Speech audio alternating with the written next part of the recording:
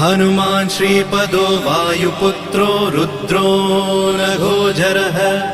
अमृत्यवीरवीरश्च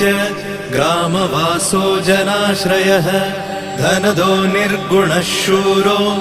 वीरो निधिपतिर्मुनिः पिङ्गाक्षो वरदो वाग्मी सीताशोकविनाशकः शिवः शर्वत्परो व्यक्तो व्यक्तो धराधरः पिङ्गकेशः पिङ्गरोमा श्रुतिगम्यः सनातनः अनादिर्भगवान् देवो विश्वहेतुर्जनाश्रयः आरोग्यकर्ता विश्वेशो विश्वनाथो हरीश्वरः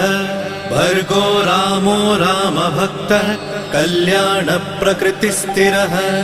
विश्वम्भरो विश्वमूर्तिर्विश्वरूपो